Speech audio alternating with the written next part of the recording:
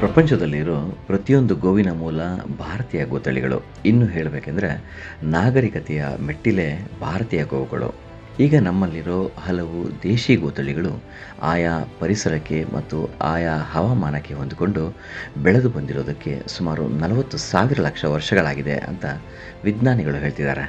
ಆದರೆ ಇವುಗಳನ್ನು ಬೆಳೆಸೋದ್ರಲ್ಲಿ ಮನುಷ್ಯ ತಲೆ ಹಾಕಿ ತನ್ನ ಇಷ್ಟ ಬಂದಂತೆ ಮಾರ್ಪಾಟು ಮಾಡ್ಕೊಂಡಿರೋದು ಮಾತ್ರ ಕಡಿಮೆ ಅಂತಾನೆ ಹೇಳಲಾಗತ್ತೆ. ಭಾರತೀಯ ತಳಿಗಳಲ್ಲಿ ಒಂದಾದ ಕರ್ನಾಟಕದ ಪ್ರಸಿದ್ಧ ತಳಿ ಹಳ್ಳಿಕಾರ್ ವಿಶ್ವದ ಅತ್ಯಂತ ಪ್ರಾಚೀನ ತಳಿ ಅನ್ನೋ ಹೆಗ್ಗಳಿಕೆಯನ್ನು ಹೊಂದಿದೆ. ಗೀರ್ ತಳಿ ಸಹ ನಮ್ಮ ದೇಶದ ಅತ್ಯಂತ ಪುರಾತನ ತಳಿಗಳಲ್ಲಿ ಒಂದಾಗಿದ್ದು, ಆನಂತರದ ಸ್ಥಾನ ಕಾಂಕ್ರೇಜ್ ತಳಿಯದ್ದು ಅಂತ ಸಂಶೋಧಕರು ಬಹಿರಂಗಪಡಿಸಿದ್ದಾರೆ. ಇದಕ್ಕೆ ಪುಷ್ಟಿ ನೀಡುವಂತೆ ಕಾಂಕ್ರೇಜ್, ಗೀರ್ ಮತ್ತು ಹಳ್ಳಿಕಾರ್ ತಳಿಗಳು ಸುಮಾರು 2,000 ವರ್ಷಕ್ಕೂ ಹೆಚ್ಚಿನ ಇತಿಹಾಸವನ್ನು ಹೊಂದಿರೋದು ಸಿಕ್ಕ ಅಧಿಕೃತ ದಾಖಲೆಗಳು ದೃಢಪಡಿಸ್ತವೆ. ಕೇರಳದ ವೆಚ್ಚೂರ್ ತಳಿಯ ಹಾಲು ಜಗತ್ತಿನ 4 ಕಾಲಿನ ಪ್ರಾಣಿಗಳು ನೀಡೋ ಹಾಲುಗಳಲ್ಲೇ ಅತ್ಯಂತ ಶ್ರೇಷ್ಠವಾದ್ದು ಅಂತ ಸಾಬೀತಾಗಿದೆ. ಹಾಗೆ ಮಲೆನಾಡು ಗಿಡ್ಡ ತಳಿ ವಿಶ್ವದಲ್ಲೇ ಅತಿ ಹೆಚ್ಚು ರೋಗ ನಿರೋಧಕ ಶಕ್ತಿಯನ್ನು ಹೊಂದಿರೋ ತಳಿ ಅನ್ನೋದು ದೃಢಪಟ್ಟಿದೆ.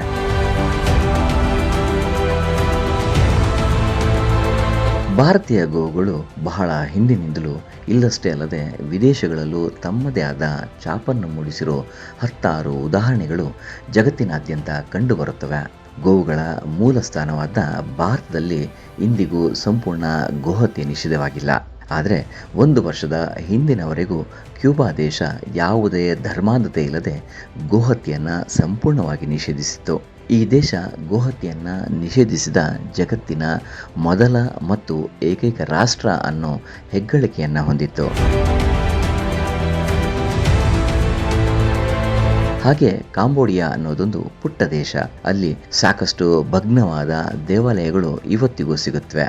ಹೀಗೆ ಹಾಳಾಗಿರೋ ಆ ದೇವಾಲಯಗಳಲ್ಲಿ ರಾಮಾಯಣ ಮತ್ತು ಮಹಾಭಾರತದ ಹಲವು ಪ್ರಸಂಗಗಳ ಕೆತ್ತನೆಯ ಬರಹಗಳಿವೆ. ಇದರ ಜೊತೆಗೆ ಭಗ್ನ ಆಗಿರೋ ಗೋವಿನ ಮೂರ್ತಿಗಳು ಸಹ ಕಾಣಿಸ್ತವೆ. ಇದರಿಂದ ಒಂದು ಕಾಲದಲ್ಲಿ ಅಲ್ಲಿ ಎಲ್ಲರೂ ಗೋವಿಗೆ ಮಹತ್ವವಾದ ಸ್ಥಾನವನ್ನು ಕೊಡ್ತಿದ್ರು ಅನ್ನೋದು ಸ್ಪಷ್ಟವಾಗುತ್ತೆ. ಬಾಲಿ ಅನ್ನೋದು ಇಂಡೋನೇಷ್ಯಾದಲ್ಲಿರೋ ಒಂದು ದ್ವೀಪ. ಇಲ್ಲಿ 10% ಮಾತ್ರ ಹಿಂದೂಗಳಿದ್ದಾರೆ. ಆದರೆ ಇಲ್ಲಿ ಒಬ್ಬ ವ್ಯಕ್ತಿ ಸತ್ತ ಮೇಲೆ ಅವನ ಶವವನ್ನು ಒಂದು ದೊಡ್ಡದಾದ ಕಾಗದದಲ್ಲಿ ಮಾಡಿರೋ ಗೋವಿನ ಮೂರ್ತಿಯೊಳಗೆ ಇಡಲಾಗತ್ತೆ. ಆಮೇಲಷ್ಟೇ ಆ ಶವವನ್ನು ಸುಡಲಾಗತ್ತೆ. ಹೀಗೆ ಮಾಡೋದ್ರಿಂದ ಸತ್ತ ವ್ಯಕ್ತಿಗೆ ಗೋವಿನ ಮೂಲಕ ಸ್ವರ್ಗ ಪ್ರಾಪ್ತಿಯಾಗುತ್ತೆ ಅನ್ನೋ ಬಲವಾದ ನಂಬಿಕೆ ಮತ್ತು ಭಾವನೆ ಅಲ್ಲಿರೋ ಜನರಲ್ಲಿ ಇವತ್ತಿಗೂ ಇದೆ. ಹೀಗಾಗಿ ಈ ದ್ವೀಪದಲ್ಲಿ ಗೋಮಾಂಸ ಭಕ್ಷಣೆ ಮಾಡೋರನ್ನು ನಾಯಿಗಿಂತ ಕೀಳಾಗಿ ಕಾಣೋದಷ್ಟೇ ಅಲ್ಲದೆ ಗೋಹತ್ಯೆ ಮಾಡೋರನ್ನು ಅತ್ಯಂತ ಕಠಿಣ ಶಿಕ್ಷೆಗೆ ಗುರಿಪಡಿಸಲಾಗುತ್ತೆ. ಇದೇ ರಾಷ್ಟ್ರದ ಇನ್ನೊಂದು ದ್ವೀಪ ಆಗಿರೋ ನೋಪಾಸನಿದಾದಲ್ಲಿ ಗೋಮಾಂಸ ತಿನ್ನೋದು ಅಪರಾಧ ಆಗಿದೆ. ಗೋಮಾಂಸ ತಿನ್ನೋರನ್ನ ಊರಿನಿಂದಲೇ ಬಹಿಷ್ಕರಿಸೋ ವ್ಯವಸ್ಥೆ ಇಂದಿಗೂ ಜಾರಿಯಲ್ಲಿದೆ. ಥಾಯ್ಲೆಂಡ್ ಅನ್ನೋದೊಂದು ಬೌದ್ಧರು ಹೆಚ್ಚಾಗಿರೋ ಬೌದ್ಧ ರಾಷ್ಟ್ರ. ಅಲ್ಲಿ ಗೋವಿಗೆ ಅತ್ಯಂತ ಮಹತ್ವವನ್ನು ಕೊಡಲಾಗುತ್ತೆ. ಅವರ ದೇವರಾದ ಬುದ್ಧನ ವಿಗ್ರಹದ ಪಕ್ಕದಲ್ಲೇ ಗೋವಿನ ಮೂರ್ತಿಯನ್ನಿಟ್ಟು ಪೂಜಿಸಲಾಗುತ್ತೆ. ಇದಕ್ಕೆ ಸಾಕ್ಷಿ ಎನ್ನುವಂತೆ ಅಲ್ಲಿನ ಹೆಚ್ಚಿನ ಬೌದ್ಧ ಮಂದಿರಗಳಲ್ಲಿ ಪೂಜಿಸೋ ಗೋವಿನ ಮೂರ್ತಿಗಳು ಕಂಡುಬರುತ್ತವೆ.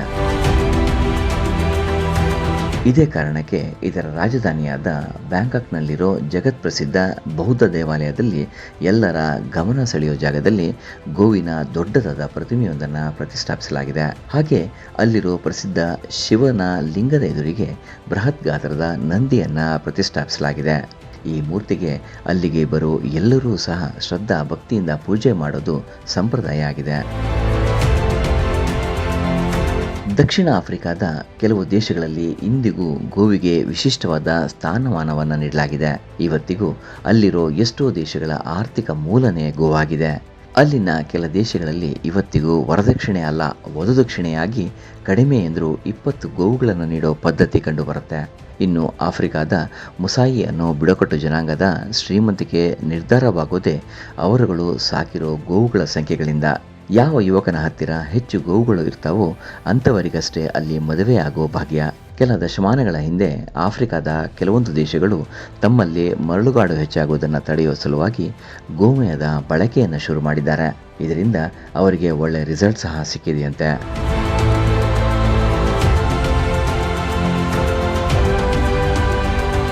ಈಜಿಪ್ಟ್ನಲ್ಲೂ ಗೋವಿಗೆ ಪ್ರಮುಖ ಸ್ಥಾನವನ್ನು ನೀಡಿರೋದು ಅಲ್ಲಿರೋ ಪಿರಮಿಡ್ಗಳಲ್ಲಿ ಕಂಡುಬರುತ್ತೆ. ಅಲ್ಲಿರೋ ಕೆಲ ಪ್ರಾಚೀನ ಪಿರಮಿಡ್ಗಳಲ್ಲಿ ಗೋವಿನ ಚಿತ್ರಗಳನ್ನು ಕೆತ್ತಿರೋದು ಇವತ್ತಿಗೂ ಕಂಡುಬರುತ್ತೆ. ಅಲ್ಲಿರೋ ಕೆತ್ತನೆ ಬರಹಗಳಲ್ಲಿ ಗೋಹತ್ಯೆ ಮಾಡೋರಿಗೆ ಮರಣದಂಡನೆ ವಿಧಿಸುತ್ತಿದ್ದು ತಿಳಿದು ಬರುತ್ತೆ. ಮುಖ್ಯವಾಗಿ 1885ರಲ್ಲಿ ಈಜಿಪ್ಟಿನ ಚಿತ್ರಲಿಪಿಗಳಲ್ಲಿ ನಮ್ಮ ಇಡೀ ಗೋಪುರಾಣ ಅನುವಾದ ಆಗಿರೋದು ಹೆಮ್ಮೆ ಅನಿಸುತ್ತೆ.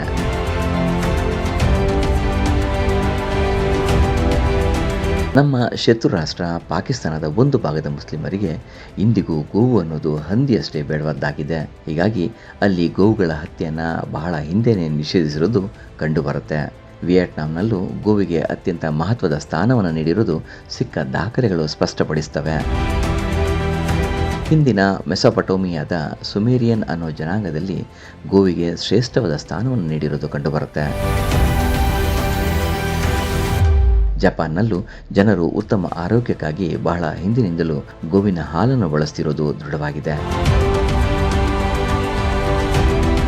ನೇಪಾಳದಲ್ಲಿ ಭಾರತಕ್ಕಿಂತ ಹೆಚ್ಚಾಗಿ ಗೋವುಗಳಿಗೆ ಪ್ರಾಮುಖ್ಯತೆಯನ್ನು ಕೊಡಲಾಗಿದೆ. ಪ್ರಪಂಚದಲ್ಲಿ ಸಾಧಾರಣವಾಗಿ ನೇಪಾಳಿಗರನ್ನ ಗೋರ್ಖಾ ಅಂತ ಗುರುತಿಸಲಾಗುತ್ತೆ.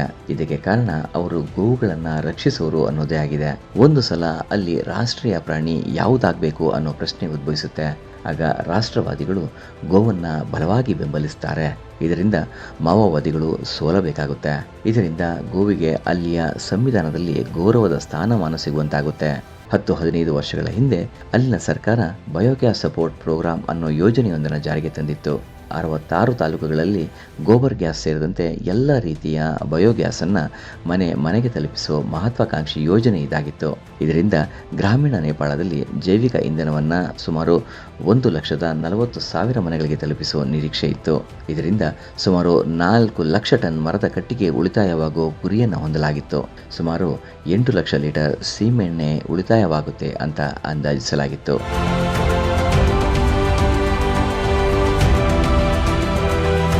ಮುಂದಿನ ಎಪಿಸೋಡ್ನಲ್ಲಿ ಮತ್ತೊಂದು ಗೋ ಸಂಬಂಧಿ ವಿಚಾರದೊಂದಿಗೆ ನಿಮ್ಮನ್ನು ಭೇಟಿಯಾಗ್ತೀನಿ.